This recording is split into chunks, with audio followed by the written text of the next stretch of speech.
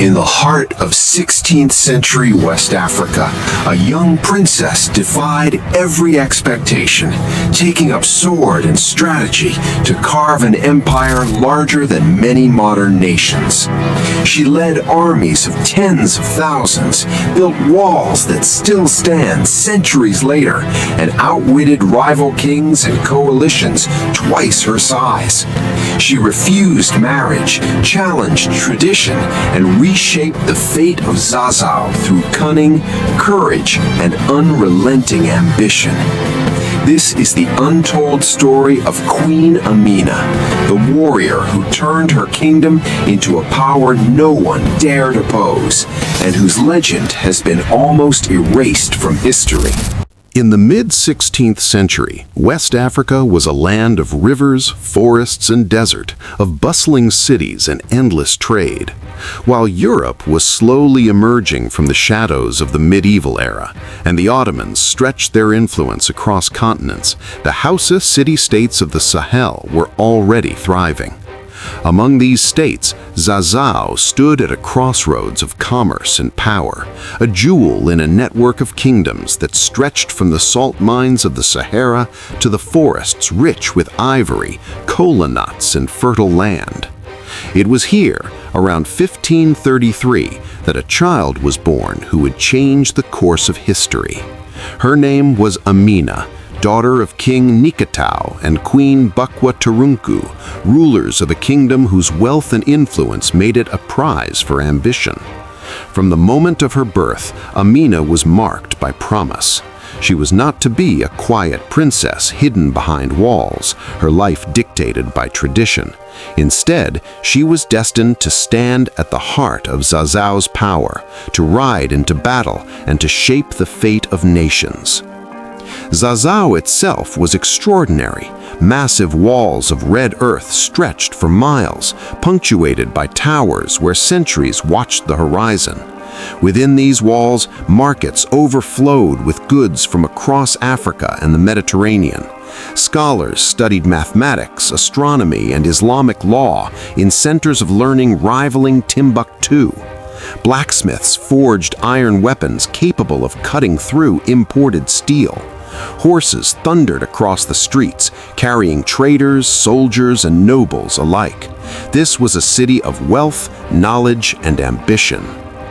The young Amina grew up in this world, but unlike most girls of her station, she was trained not only in reading and writing, but in the art of war.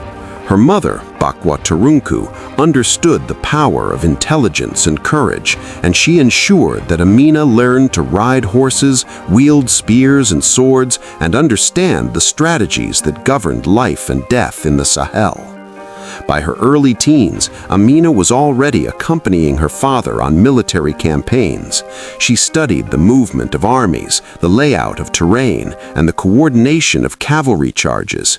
She learned from seasoned generals, absorbing lessons not just about strength, but about leadership, respect, and strategy. In a world where men dominated the battlefield, Amina earned their respect not through privilege, but through skill. Her brother, Karama, would inherit the throne, yet Amina's abilities could not be ignored. Instead of being sidelined, she was elevated to a position of real authority, commanding cavalry units and advising on tactics. She proved time and again that she was not merely a princess, but a commander capable of outthinking and outmaneuvering seasoned generals. It was during these years that Amina made a choice that would define her life. She would never marry. She would dedicate herself fully to leadership, strategy, and the protection of her kingdom.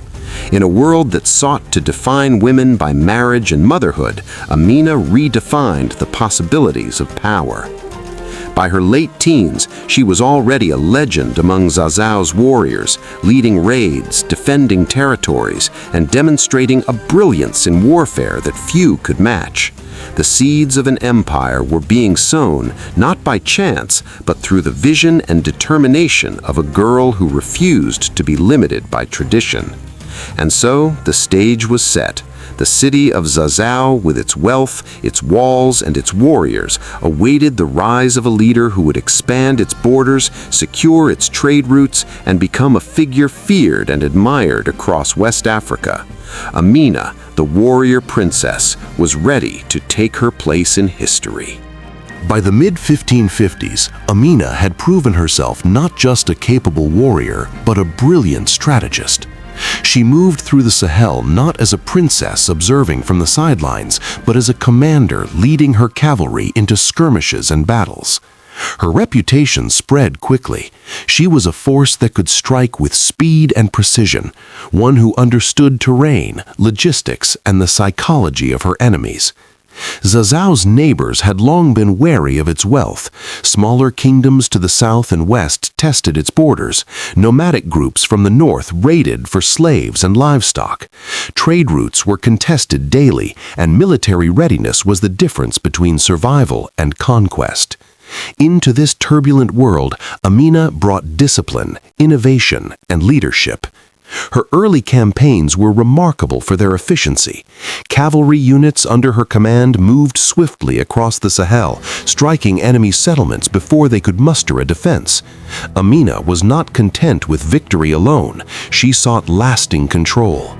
After each conquest, she ordered the construction of massive earthwork fortifications, walls that would later become legendary. Thick, red earth walls encircled towns and settlements, not merely as a defense against attack, but as a symbol of Zazao's permanence and authority. These were the first of what would later be called the Amina Walls, fortifications that spread across her growing domain, connecting towns and trade routes in a network of protection and power. Every wall, every garrison town was a statement. Zazao under Amina would endure. But Amina's genius was not limited to warfare. She understood that economic power was inseparable from military strength. The trans-Saharan trade was the bloodline of West African kingdoms.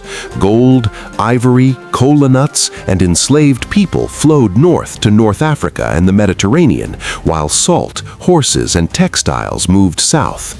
Amina moved to control these vital routes, securing Zazao's wealth and ensuring that her enemies could not disrupt it. Tributary states were treated with calculated pragmatism. Those who submitted peacefully were often allowed to maintain local governance under strict obligations, pay tribute, provide warriors, and protect trade routes.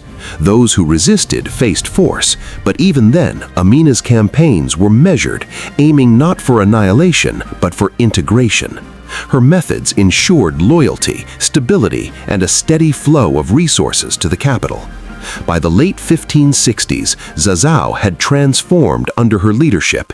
Its influence stretched across hundreds of miles, from the forests in the south to the edges of the Sahara in the north.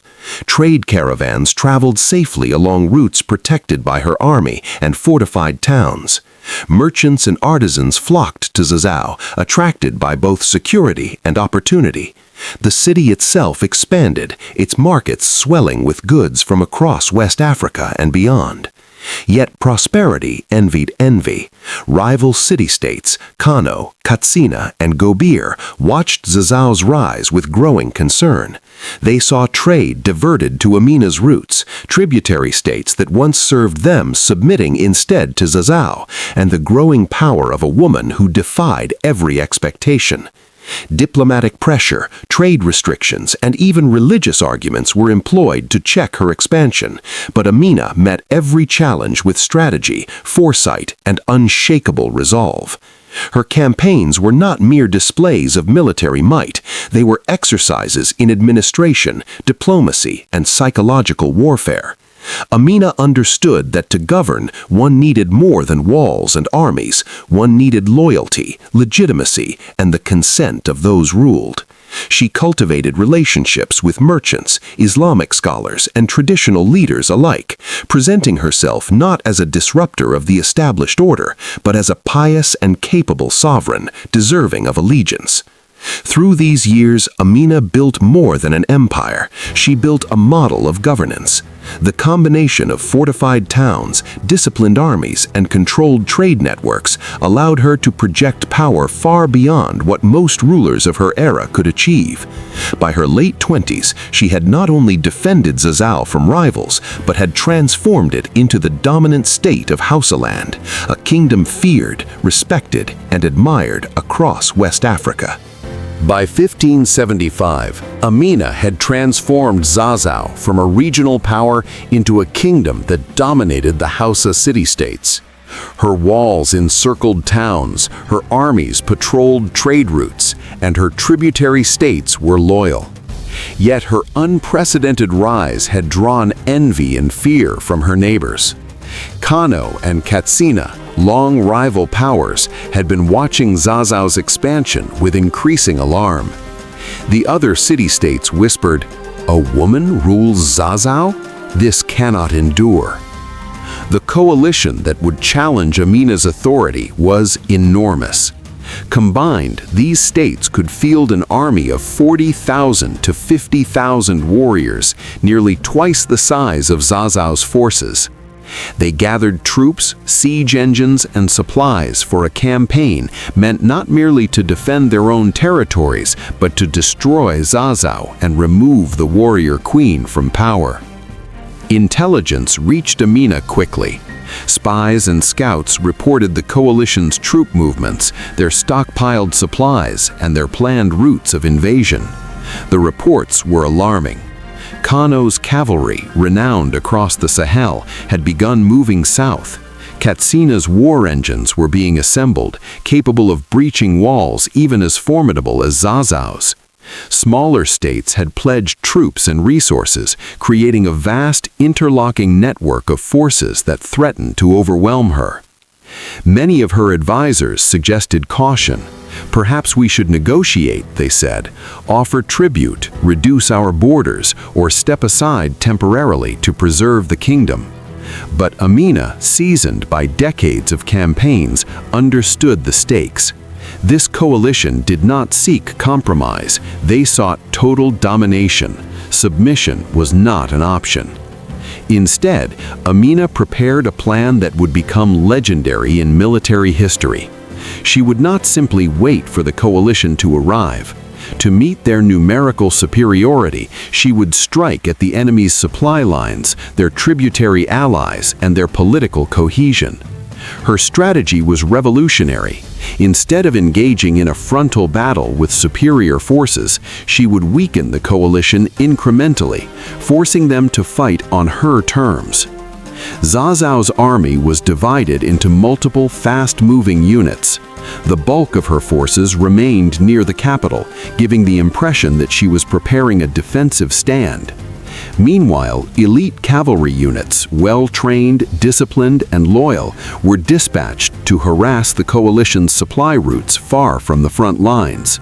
Raids targeted grain stores, livestock pens, and caravan trails. Tribes that supported the coalition were burned or abandoned. Tribes that had allied with Kano or Katsina were offered terms: neutrality in exchange for leniency. Several switched allegiance, leaving the coalition weaker before the first battle even began. The strategy was working. By the time the coalition's main army advanced, they faced a fractured network of allies and supply shortages. Tension rose within their ranks. Commanders argued about strategy, some calling for immediate attack, others for retreat. Meanwhile, Amina's forces harassed their camps nightly, cutting off reinforcements and keeping morale low. When the coalition finally approached Zazzau's outer territories, they were met not with pitched battle, but with empty towns and fortified settlements. Amina had implemented a scorched earth policy: granaries emptied, wells poisoned, and settlements abandoned.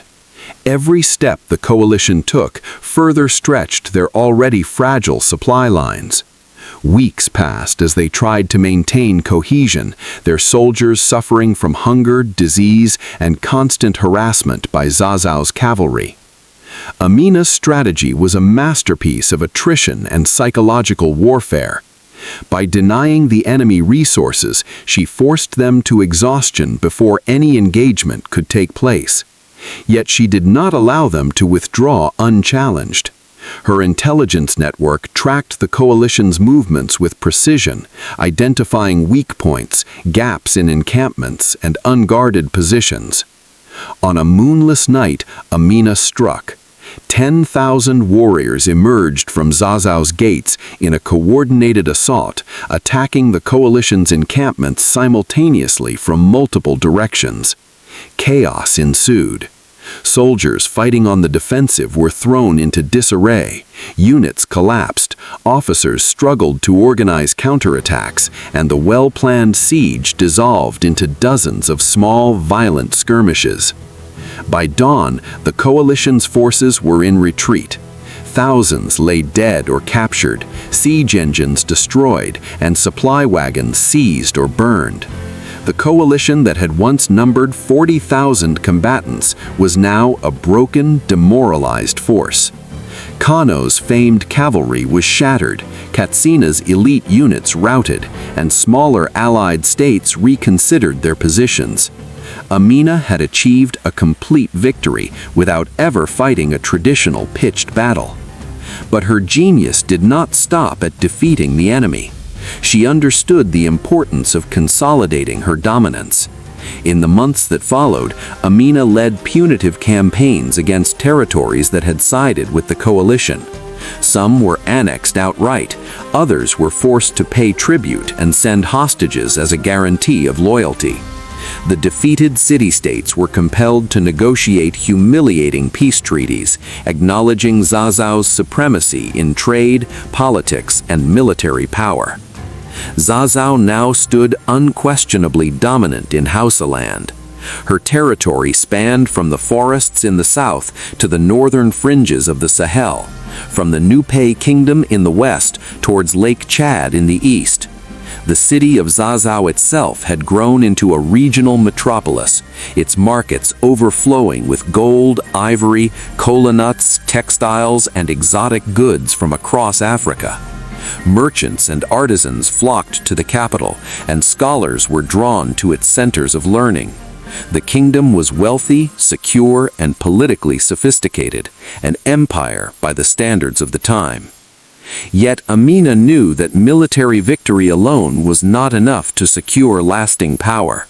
She implemented administrative reforms, establishing a formal governance system across her vast territories. Governors were appointed from loyal military commanders and trusted nobles, given authority to administer justice, collect taxes, and maintain security. Regular inspections ensured compliance, and the threat of replacement kept even ambitious officials in check.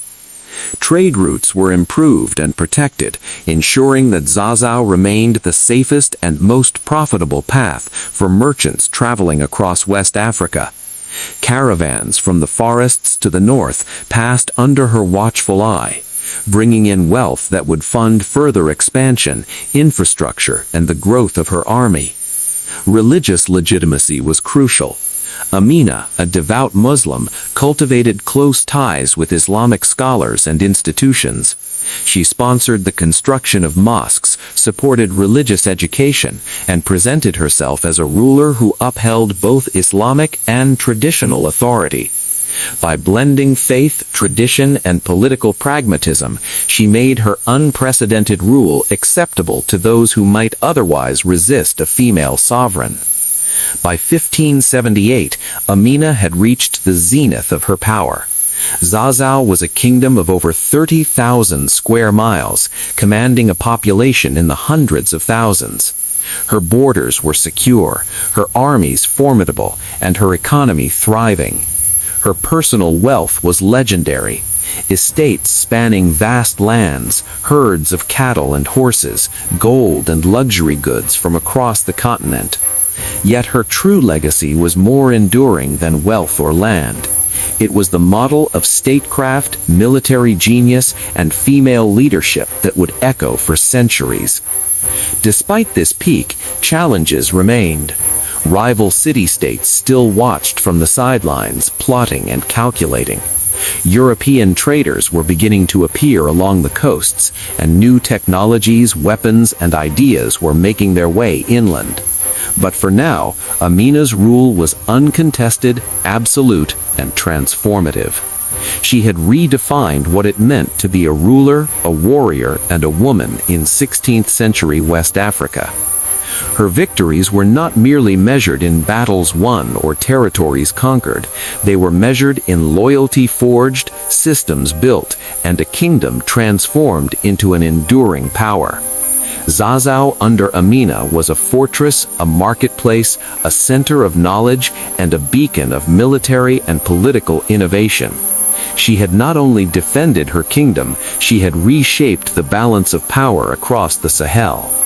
The story of Amina's coalition war and the peak of her reign would become the stuff of legend.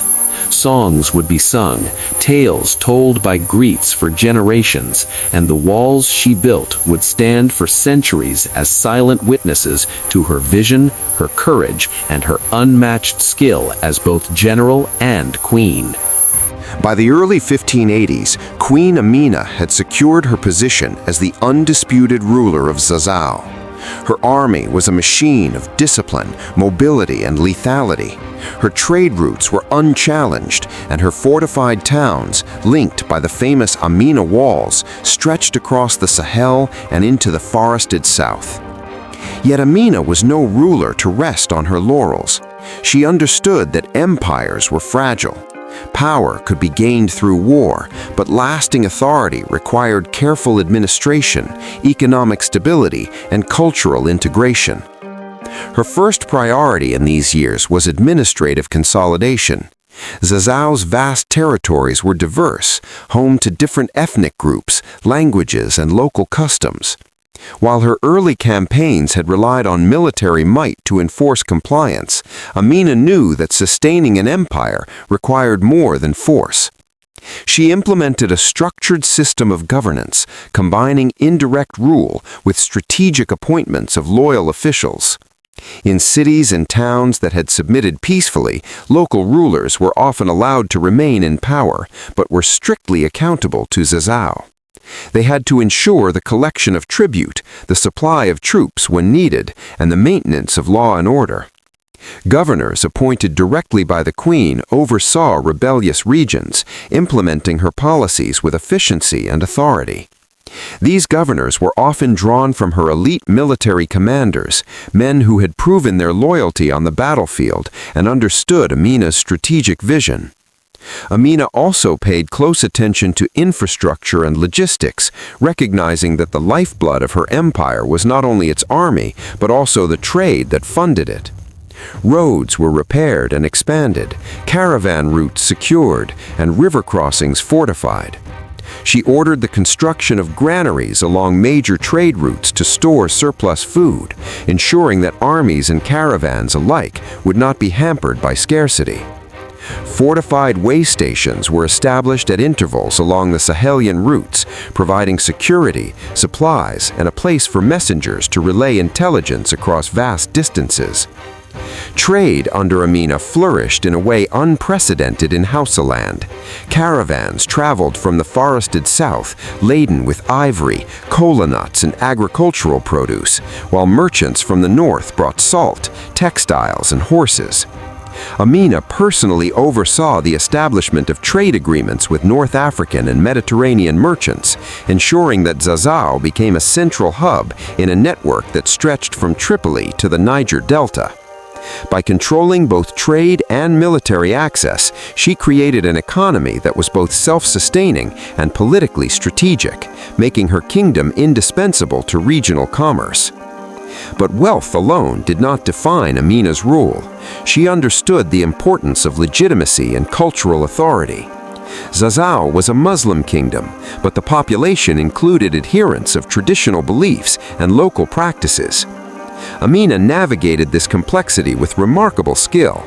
She funded the construction and maintenance of mosques in major towns, supported Islamic scholars, and encouraged learning. At the same time, she respected indigenous traditions, participating in local rituals and maintaining the symbolic authority of traditional priests. By blending Islamic and local legitimacy, she reinforced her rule without alienating significant portions of the population. Education and knowledge were central to her vision of governance.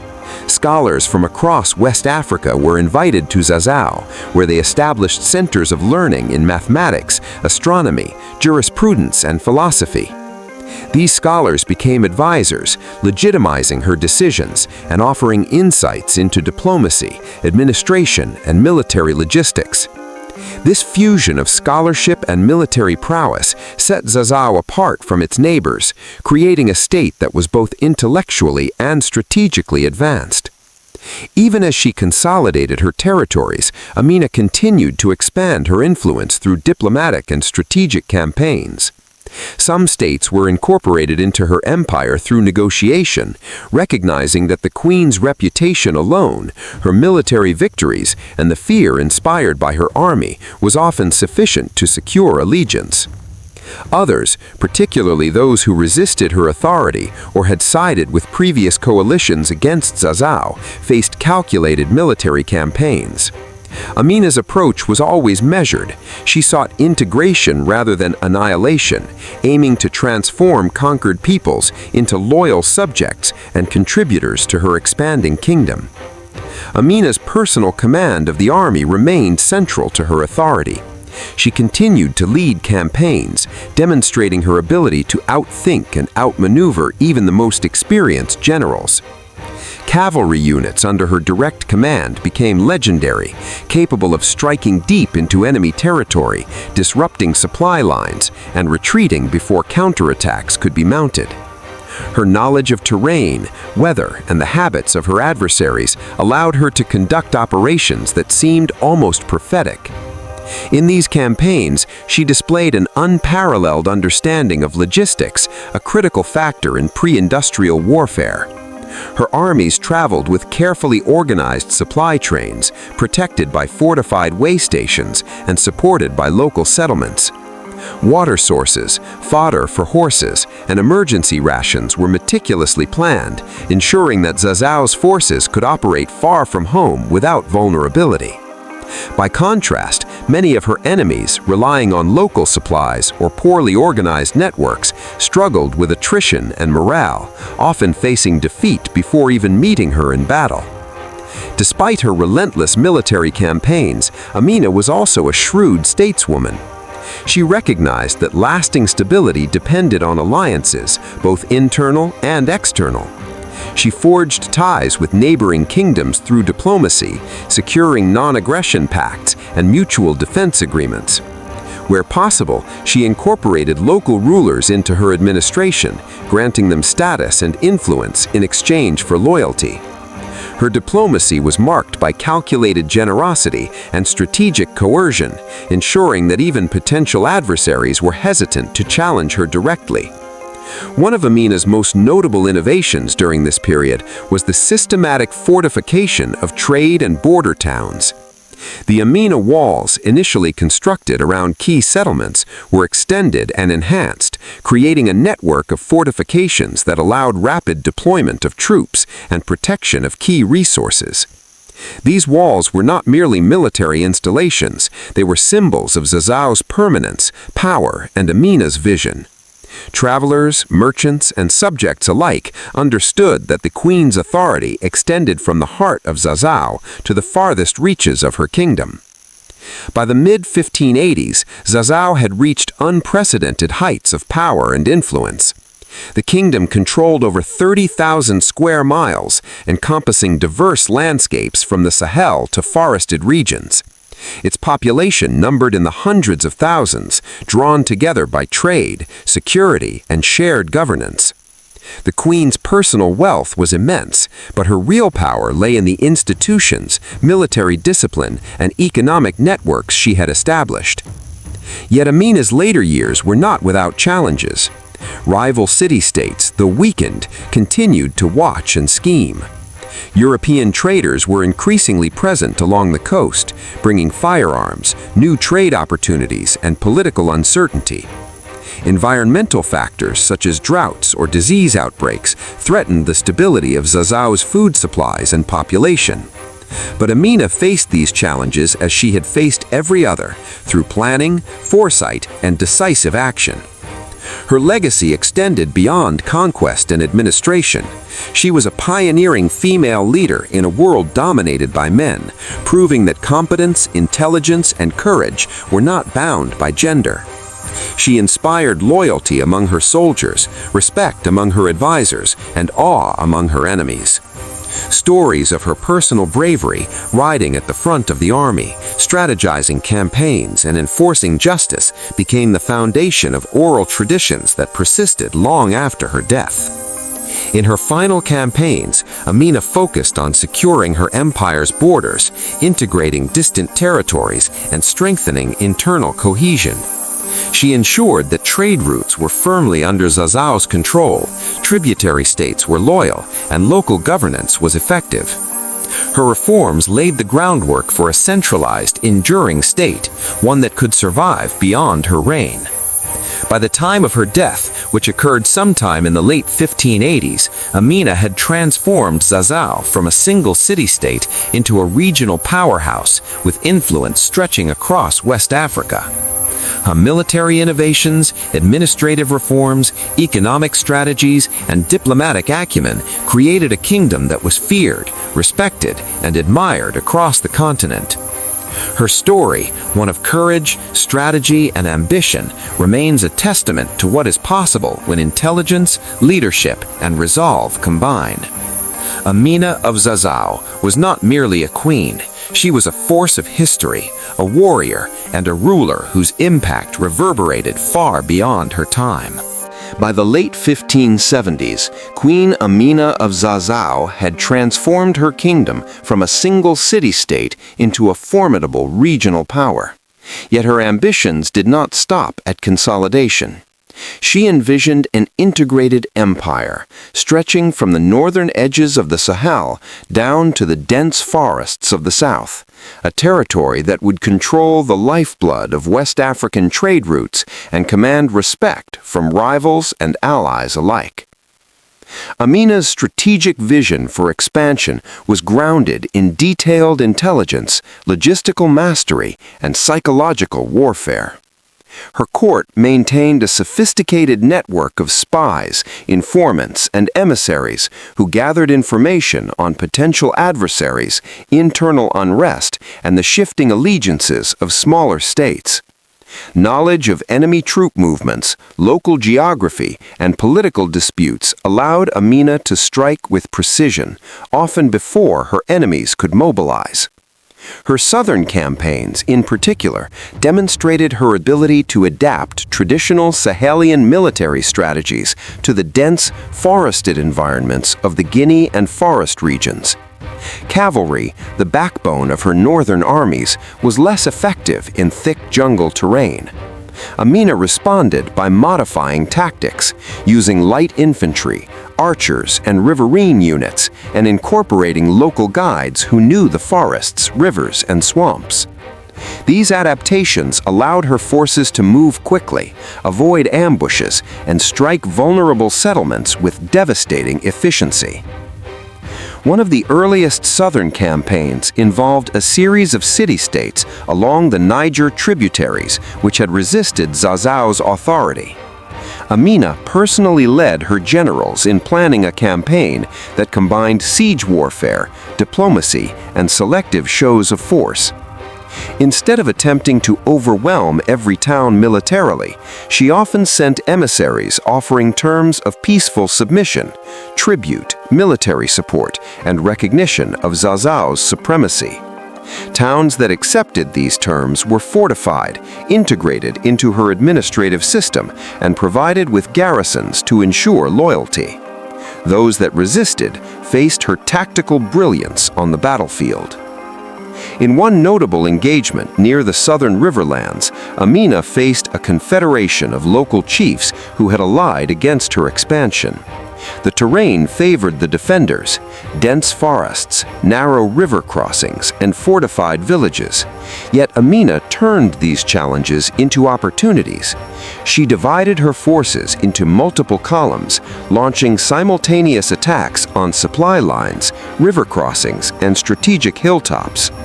Her elite infantry, supported by engineers who built temporary bridges and floating platforms, executed flanking maneuvers that disoriented the defenders.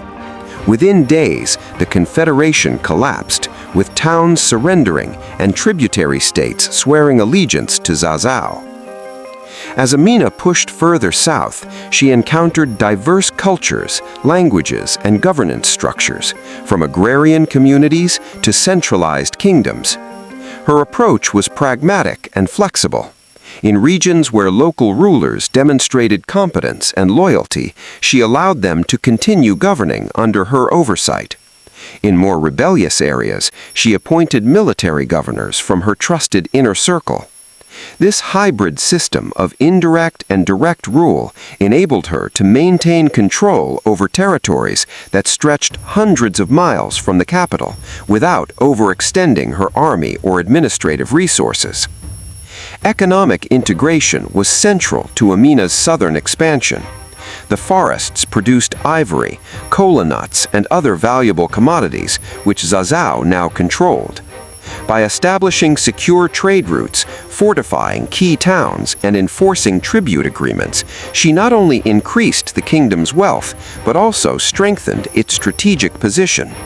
Merchants from distant regions knew that traveling through Zazao's lands offered security, predictable tariffs, and reliable markets, which encouraged trade and reinforced the queen's authority.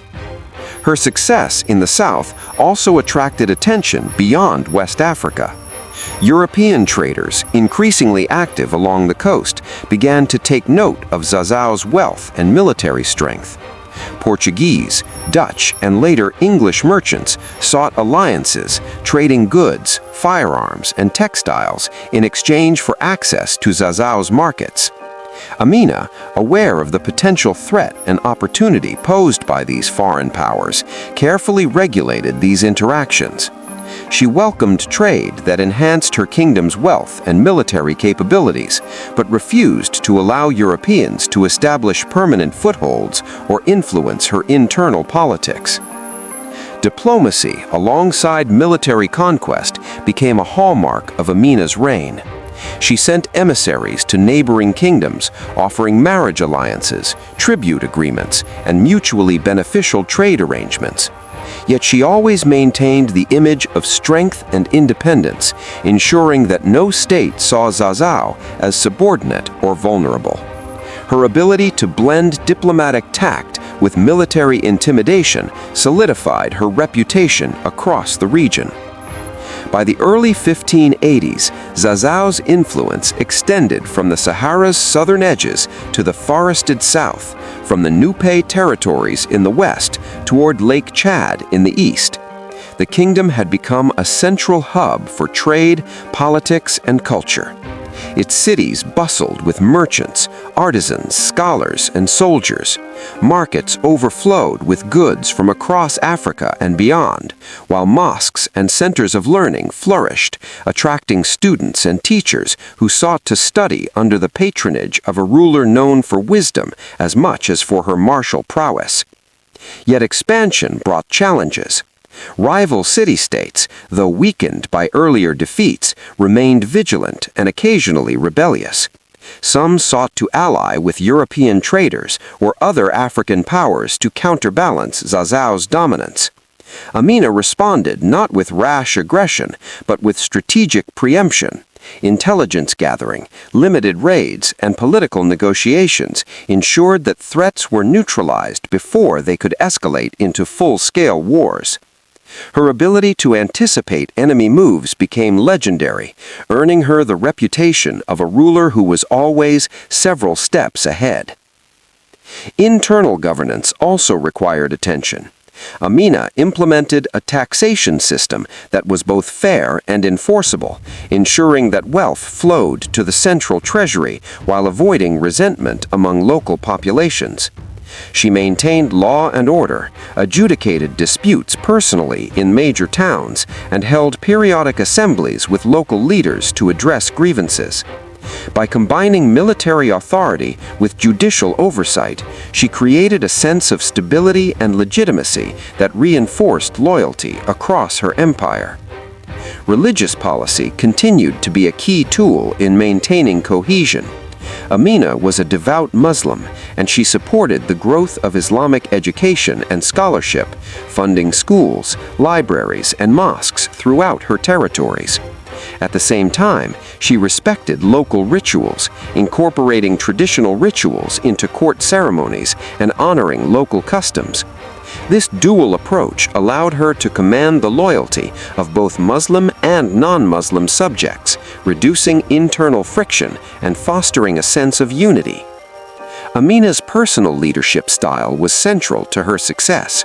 She maintained a visible presence among her troops, leading campaigns from the front and sharing in their hardships. She was known to ride with her cavalry in dangerous skirmishes, inspect fortifications personally, and engage directly with local leaders. This hands-on approach not only inspired loyalty, but also allowed her to make informed strategic decisions based on first-hand observation rather than second-hand reports. Even as her empire expanded, Amina never neglected the importance of intelligence and communication. Couriers, scouts, and informants ensured she had constant updates on potential threats, logistical challenges, and political developments. This network allowed her to respond rapidly, deploy forces efficiently, and make calculated decisions that often caught her enemies off guard. Amina's legacy during this period was not merely territorial. She was building an empire that combined military innovation, administrative efficiency, economic integration, and cultural sophistication. Zazzau, under her rule, became a central hub of centralized power in West Africa, demonstrating that a kingdom could be both militarily dominant and culturally vibrant, with trade, learning, and governance reinforcing one another in a virtuous cycle. By the mid-1580s, the name of Amina had spread far beyond the borders of her empire. Tales of her campaigns, her tactical genius, and her administrative reforms were recounted in neighboring kingdoms and along trade routes stretching to North Africa. European travelers and traders wrote of a queen whose influence and authority rivaled the greatest rulers of their time, and whose armies could strike with unmatched precision. Despite these accomplishments, Amina remained vigilant. She understood that empires. By the mid-1580s, Queen Amina had firmly established herself as the dominant ruler of Zazzau. Her empire stretched from the northern edges of the Sahel to the dense forests of the south, and from the lands of the Nupe in the west toward the territories bordering Lake Chad in the east. Even with all she had achieved, she knew that power was never permanent. Ambitious nobles, rival kingdoms, and discontented governors could destabilize everything she had built if vigilance waned. Despite approaching her early 50s, Amina remained deeply involved in military campaigns, inspecting fortifications, overseeing training exercises, and directing operations firsthand. Her presence on the battlefield was far more than ceremonial. It inspired her troops, intimidated enemies, and allowed her to make decisions instantly without relying solely on reports filtered through courtiers. She focused first on consolidating her empire. Many of the territories she had conquered had pledged allegiance, but integrating them fully into a centralized system required careful strategy. Local rulers who accepted her authority willingly were rewarded with titles, land, and positions in the royal administration, while rebellious chiefs were removed and replaced with governors and military commanders loyal to the crown. Amina's administrative reforms went beyond simple tax collection. She established standardized procedures for governance, legal matters, and military obligations. Inspectors traveled throughout the empire to ensure compliance and minimize corruption, guaranteeing that even distant provinces remained under her control. She also understood the importance of religion and education. By funding the construction of mosques, supporting scholars, and promoting literacy, she reinforced both political loyalty and social cohesion. At the same time, she respected indigenous customs, blending them with Islamic traditions to create a sense of shared identity across diverse populations. Even during these years of consolidation, Amina maintained a relentless focus on military preparedness. Her cavalry, the backbone of Zazao's army, trained year-round in maneuver tactics, coordinated charges, and river-crossing operations. Infantry and archers received specialized instruction in jungle warfare and ambush tactics suitable for the southern forest regions, while engineers perfected techniques for building and maintaining fortifications. She personally supervised maneuvers and drills, ensuring that every unit could act efficiently under pressure. Amina also refined her campaign strategies, leading expeditions against territories that had resisted full submission. In the south, she confronted the Gwari and Jukon confederations, which had formed an alliance to resist her authority. Using careful planning and logistical precision, she divided her forces into multiple columns that threatened enemy positions simultaneously. Scouts mapped hidden paths and river crossings, while engineers constructed temporary bridges, allowing her army to traverse terrain that had previously stymied invaders. Within weeks, these confederations collapsed and towns surrendered peacefully after Amina promised autonomy under her overarching rule. Further north, remnants of the Kano-Katsina alliance sought to reclaim lost territories. Amina countered with her familiar combination of rapid cavalry raids, disruption of supply lines, and psychological warfare. The coalition forces, confident in their numerical superiority, were systematically weakened long before encountering Zazao's main army.